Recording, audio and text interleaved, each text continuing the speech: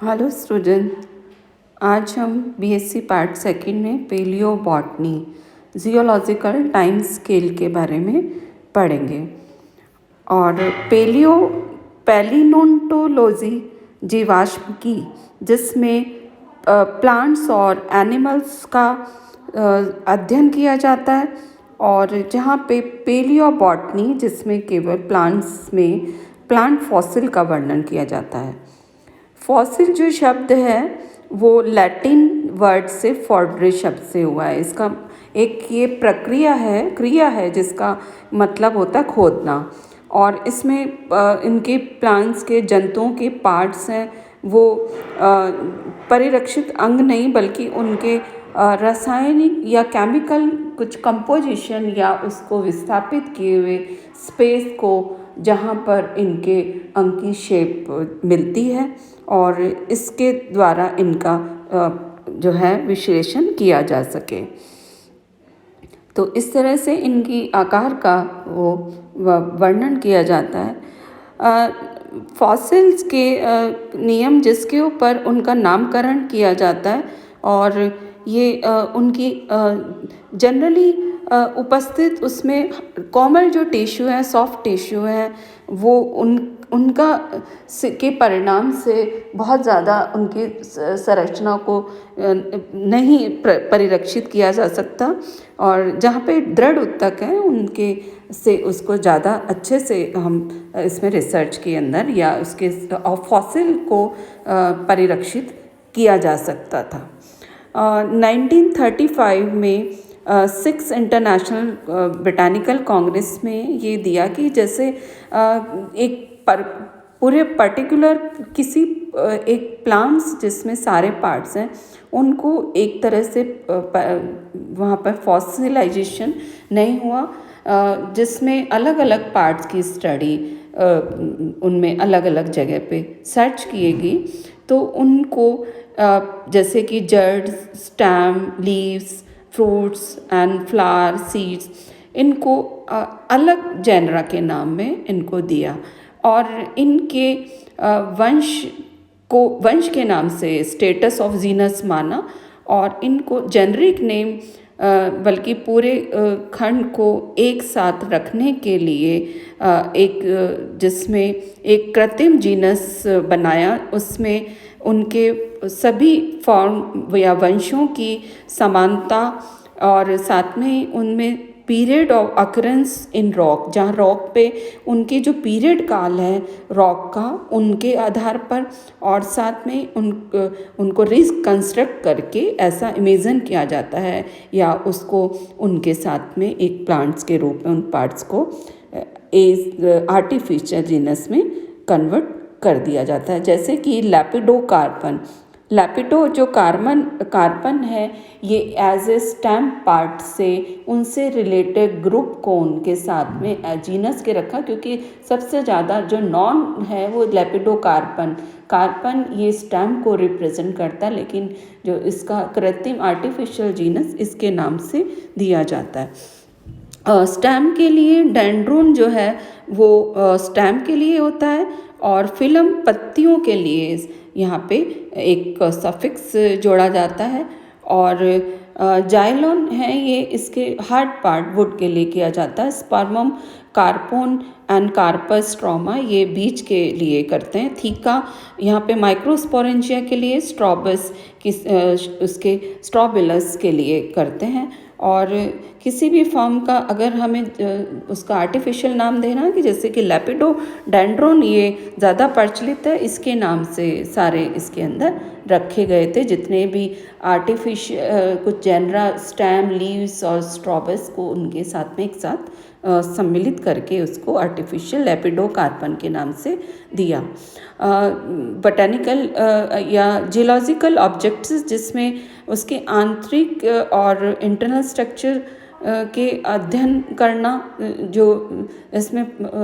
यहाँ पर जो रिसर्च करने का ऑब्जेक्टिव है, साथ में उनको फाइलोजेनी इवोल्यूशन के रिलेशनशिप उसके अंदर प्राप्त करना, किस तरह से दूसरे समूह जो एक्सटिंक्ट हैं या जो प्रेजेंट हैं उनके साथ में रिलेशनशिप, और उस समय की एनवायरनमेंट की कंडीशन, उसमें किस तरह की क्लाइमेट और उनका एनवायरनमेंट था, और उसके साथ में उसके रिलेशनशिप को साथ के उसमें रिलेशनशिप को भी जोड़ना। और ये जो इसका जियोलॉजिकल हिस्ट्री के लिए टू टाइम और स्टेटा का प्रयोग किया गया है, और इनमें जो यहाँ के पेलियोबॉटनिस्ट हैं, आर्कोजोइक, प्रोटोजोइक, पेलियोजोइक, मीजोजोइक, सीनोजोइक, ये इसके एरा में डिवाइडेड है, और इनको बाद में युग या एपॉच के अंदर डिवाइड किया गया है। प्री कैम्ब्रियन जो एरा है, ये जो सबसे पहले जिसके अंदर जीवाश्म मिलते हैं, लेकिन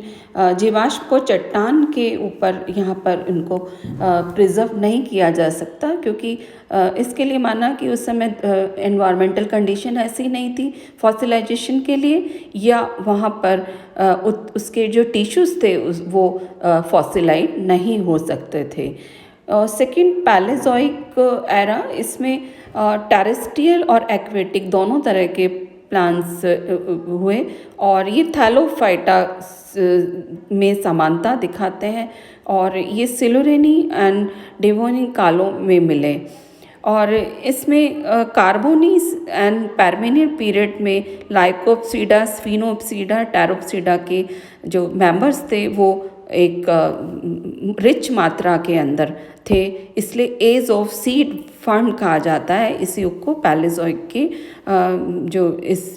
पीरियड के अंदर। और यहाँ पर जैसे कैली जाइलोन में एनुअल रिंग भी उपस्थित, जिससे ये पता लगता है कि उस समय सीजनल चेंजेस होते थे। और कार्बोनीफेरस के एनवायरनमेंट के में बहुत सारे इनके अंदर कुछ चेंजेस आए, और यहाँ पर जहाँ पर दलदली क्षेत्र वहाँ पर बने। और इस काल में बीज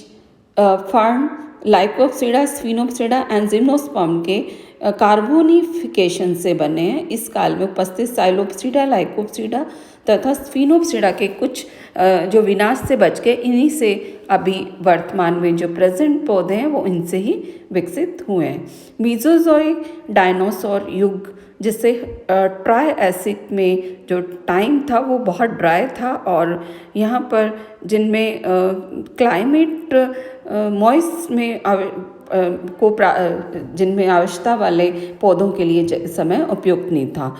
ऐसे में फर्न थरा साइकोडोफाइटा व कॉनिफर थे, ये साइकेड्स का युग कहलाता है। और साथ में मीजोजोइक में क्रिस्टेशियस के अनेक उसमें चेंजेस आए, इसमें सैलिकेसी, मोरेसी, एरिक्लेसी एंड लॉरेसी सेपेंडेसी के सदस्य की उत्पत्ति हुई। सीनोजोइक एरिया, जिसमें प्रेजेंट ये एरिया एज ए प्लांट्स के अंदर आवर्त बीजी और एनिमल्स, जिसमें मैमल एनिमल्स का उद्भव हुआ। ये एज ऑफ एंजियोस्पर्म और साथ में ही as a age of animals माना जाता है। एशिया में हिमालय, यूरोप और एल्पास की जो श्रृंखला का निर्माण भी इसी युग में हुआ था, और पृथ्वी में जो हॉट विंड का जो प्रभाव है वो कम हुआ, और आइस एज का यहाँ पर शुरू हुआ। पोल्स पर जो ट्रांसफ़र हो गए, और जिससे कि वहाँ पर जो पाए जाने वाले प्लांट्स हैं वो एक्सटिंक्ट हो गए, और साथ में ही ये जो प्लांट्स बचे थे वो वहाँ पे हॉट एरिया में विस्थापित हो गए। और सीनोजोइक के अंतिम समय में ज़्यादातर डेसिडियस थे, जिससे ये पता चलता है कि सीजनल वेरिएशन थे, और जहाँ पोल्स पर पाए जाने वाले में यहाँ पर एनुअल और बाइनियल प्लांट्स थे।